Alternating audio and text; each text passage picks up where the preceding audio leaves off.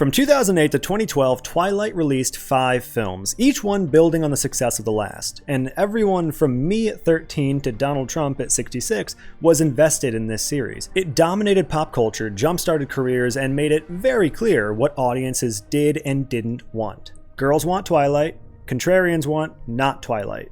Which was stupid, because the people who wanted not Twilight didn't want something instead of Twilight, they just didn't want Twilight to exist, for some reason. For its entire run, producers scrambled to capture that other audience. To try and make it happen, they took the two biggest genres of the early 2000s and just blended them together. What we got was basically Jason Bourne meets Harry Potter. Supernatural YA action movies starring hot male protagonists with abilities of some sort. These gentlemen get no character development, they always have sex on the first date, and they're often suffering in what men interpret as silence. I call this genre Twilight For Boys, because they were released during the same 5 years as the Twilight Saga, one every single year, and also for better reasons that will become clear. This was a 5-year experiment in making trailers instead of movies. Each film looked like it was building towards something, a world, a mythology, a sequel perhaps, but none of them ever landed. It's because they weren't telling any story, they were just teasing stories that they might one day tell. The first of these was Jumper, technically a few months before Twilight, but spiritually arriving at the exact same moment. Jumper was the blueprint. From this point on, we would basically get a reskinned version of Jumper over and over and over again until they give up. That comes in 2013 when the genre vanishes completely. You never see another movie like this ever again. But they happened, and each one was a high-octane rush that got people into theaters. These movies made money, but they were flawed in ways that I want to explore. You gotta follow me through my jump scar. In 2006, Doug Liman, the director of The Bourne Identity, was hired to bring Jumper, Stephen Gould's cult classic sci-fi novel about a teenager who could teleport, to the big screen.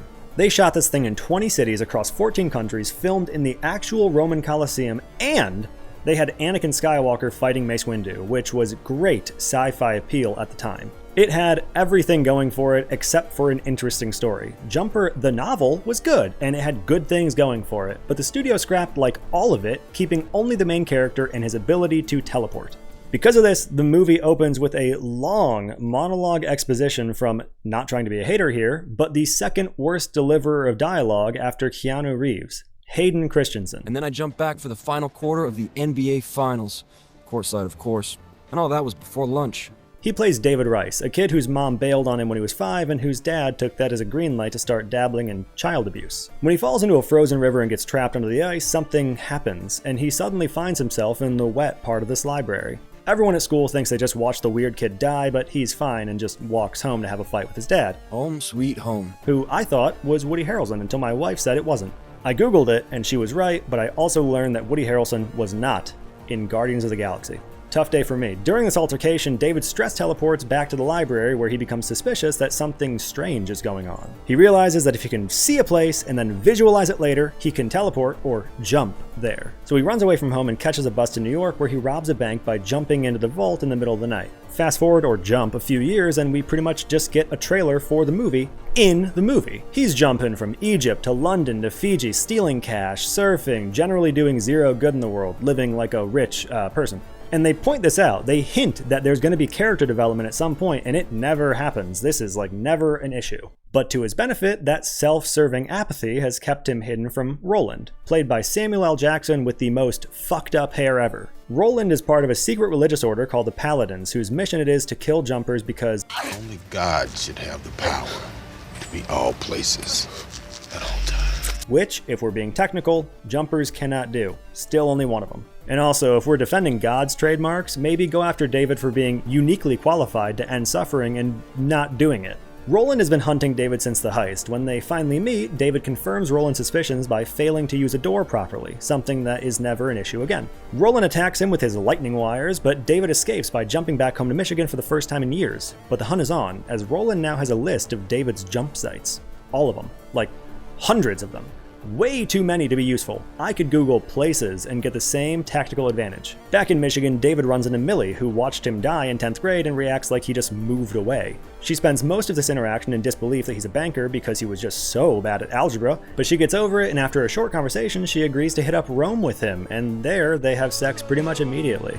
They follow this up by breaking into the Coliseum, where David is once again confronted by paladins, and Griffin, a half-jumper, half-gamer character. This leads to David's arrest, a surprise mom reveal, and an Air Buddy and dumping of Millie. From there, it's all jumper fights, reluctant alliances, and falling out that ends in Griffin dying in the most sequel-baiting way possible. David defeats the paladins, leaving Roland in a cave at Horseshoe Bend. I would have finished the job. We learn that his mom is also a paladin and only abandoned him because the alternative was lightning wires. She tells him that he's getting a head start, and they wrap it up in a hug that I would have used to jump her to the bottom of the ocean. And that's Jumper, a high-action sci-fi fantasy thrill ride that people just really didn't like all that much. Could have been big though. Movies don't have to be good to get sequels, they just have to make money. And this one did. It was good enough to build on, and they very well might have, if the world hadn't made it clear that they were looking for actual stories with characters. I mean, honestly, David tries to deliver some much-needed exposition at one point in a natural way, and is met with a firm and direct, in-world, shut the hell up. My dad, Did I ask about your family? But I was a huge fan of the books when I was younger, and the 2008 film was probably the only one we're going to get, so I like it. It's a good movie. Don't be mean to me about that. 2009 gave us Push, which was sort of a partner piece to Twilight in many ways. Both were made by Summit Entertainment and started production around the same time, with the intention to capture both ends of the market. If Twilight was after the longing, emotionally raw, romance-hungry half, then Push was aimed squarely at the opposite. They needed something with all the supernatural action and lust without the stuff that gets in the way of the supernatural action and lust. And if you haven't seen Push, which I know you haven't, watch it. It's a crazy movie that I cannot believe exists, and you can really see the connection to the vampire franchise it was unable to compete with. Psychic powers, shadowy institutions, weird age gaps. But the neon-soaked Hong Kong alleys of Push are a stark contrast to the forests of the Pacific Northwest, because Twilight understood that it's about vibes, and I don't want to chill here. I want to chill here, with him. And the other one too, but I don't want him to talk. Our main character is Nick, played by Chris Evans, giving us perhaps his worst performance ever. I'm getting a message. It's telling me, find somebody else. He's a mover, their term for someone with telekinetic abilities, despite the fact that the first time we see this ability used is by someone who's literally pushing. In this version of our world, people with psychic abilities were, get this, genocided by the Nazis in World War II. I don't know if you can do that.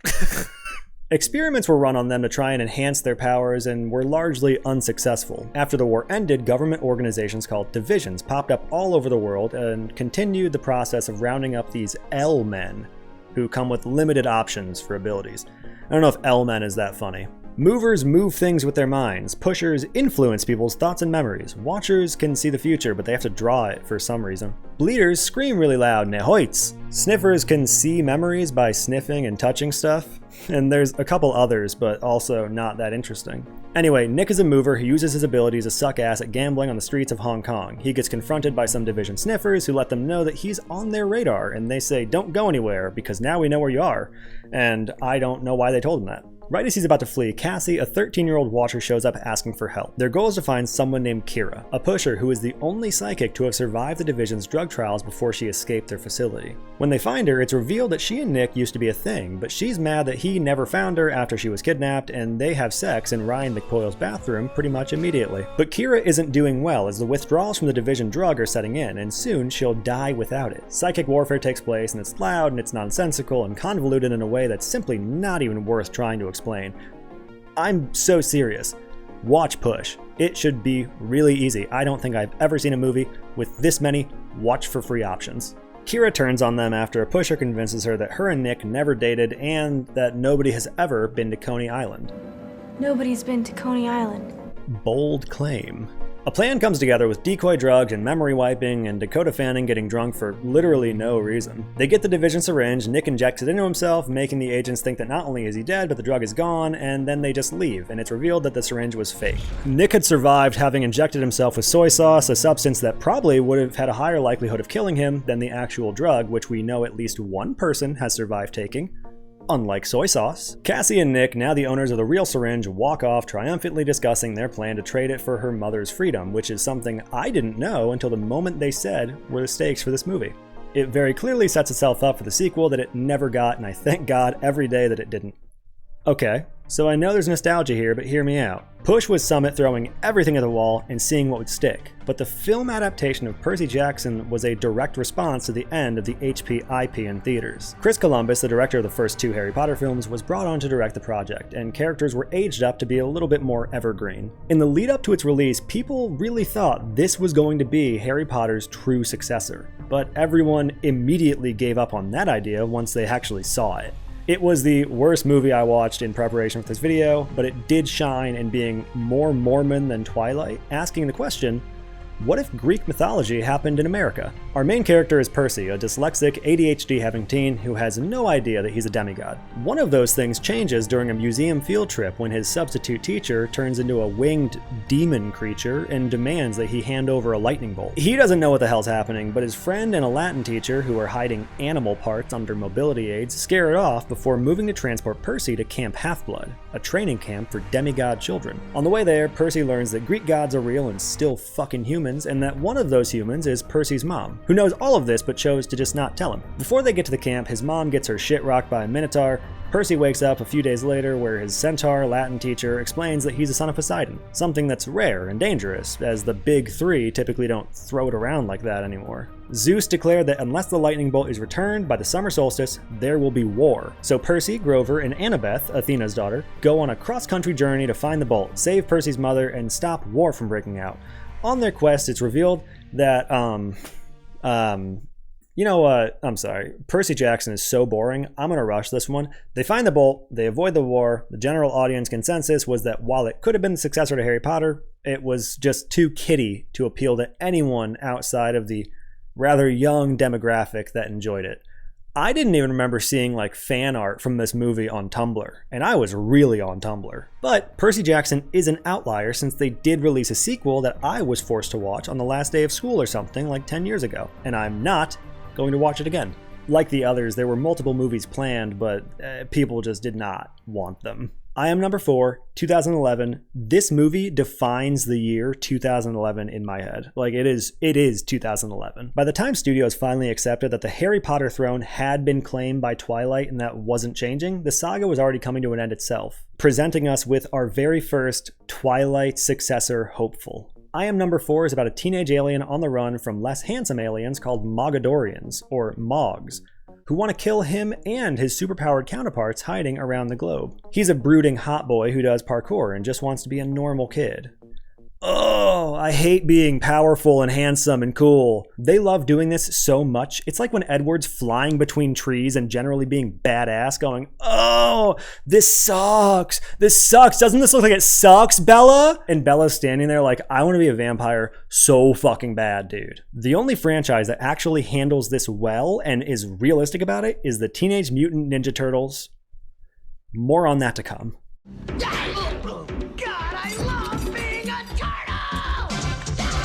Back to number 4, who goes by John Smith. It's hard to tell if this story has too much or too little going on, but regardless of the answer, it focuses almost all of its energy into Michael Bay's bullshit and these silly-ass power reveals. These things have no rules and seem to have unlimited uses. He starts a car with this. John is super fast, strong, durable, canonically bottle blonde. He can talk to animals, shoot lasers from his hands with varying intensity, move things with his mind, and he can copy the powers of any of his peers as well as recharge their abilities with his hands. It's too much. We meet number 4 as he's partying in the Florida Keys, and when his leg starts glowing, he knows that number 3 has been killed. That means he's next. The Mogs, who are hell-bent on wiping out his species, are working their way through the alien refugees in numerical order. Now that they're on their way, his guardian Henry, who was crafted by God to be on the CW, flees the state with him and heads to Ohio to hide out in the fictional town of Paradise. Here, John meets a girl who invades his privacy by posting an entire page of photos of him on her blog, which Henry does not like. And John returns the favor by going to her house and reading her diary. When she protests, he just keeps doing it. Around this time, her ex-boyfriend takes issue with John and has his boys attack him in the woods. When he uses his powers to defend himself, an investigation is launched that reveals their location to the Mogadorians, who are just really a bunch of silly guys. With the help of a conspiracy theorist, an alien dog named Bernie Kosar, and number 6, the leather-clad Australian badass who was likely promised a franchise, the battle for the fate of species that we as an audience have been given no reason to care about rages in the hall of their local high school until finally they win the day and are able to put some rocks together that shows them the location of the remaining alien children. With that, we have a whole series locked and ready to go. It had become quite clear that Twilight for Boys was not working, and it wasn't going to. And the genre began quietly wrapping up. In 2012, Twilight would conclude its run, and The Hunger Games would release, giving rise to the teen dystopian empire. But there was still one high-octane, male-led, supernatural thriller left to send the genre off with a bang. Chronicle had everything working against it. It was the final release for what was effectively a dead genre that people were sick of seeing. It had a budget of just $15 million, a cast of mostly unknown actors, and was being directed by the not yet infamous Josh Trank. It's fantastic. Say that again? Who co-wrote the script with the not yet infamous, for way worse reasons, Max Landis. It was basically just poking the pile of Twilight for Boys roadkill and seeing if it twitched. And luckily for everyone, it did. With a box office return of $127 million and rave reviews from critics and audiences, we had a lot to learn from Chronicle. The movie opens with a high schooler named Andrew filming himself in his bedroom with his father shouting at him through the door. This camera will act as our viewpoint for most of the film, with the only other perspectives being from other cameras around our cast. Andrew is disillusioned with life in general. His mother is dying of cancer in the next room, their family is being crushed with medical debt, and his father is pretty much taking all of this out on him. His only friend is his cousin Matt, a cool guy who isn't afraid to tell Andrew when he's being weird, something all of you should be doing to people more often. When Matt convinces Andrew to join him at a party, he connects with Steve, the coolest kid in school, and the three venture into a hole containing some sort of crystal that gives them mysterious telekinetic abilities. This is probably the scene that made Marvel think Josh Trank could be trusted to do the Fantastic Four. As the three grapple with their newfound power and the responsibilities that come with it, they also grow closer as friends. It's honestly the best representation of teenage boys hanging out that I've ever seen on film. But as their skills grow, Andrew begins to exhibit incel-like tendencies, creating a rift between himself and others. He considers himself an apex predator. His friends make every effort to keep Andrew from self-isolating and be more responsible with his powers and stop doing this shit. Which, do not let me near that hole. Because if I get in there, I'm gonna start running people off the road too. But years of crushing trauma and the reality of his home life lead to a breakdown. The spiral progresses until Steve's final pleading attempt to offer him support ends in Andrew killing him with lightning, which doesn't help. Finally, when his dad discovers the videos of him and his friends flying around and attacks him over it, the fact that he has a camera, not the flying, doesn't even bring it up, Andrew goes full killdozer, murdering his adult neighbor bullies and robbing a gas station that catches fire. When Andrew ends up in the hospital, the man of the house shows up again to assault him, this time with the advantage of being the only one conscious. In his rage, he shouts at Andrew that his mother had died alone while he was out looking for him.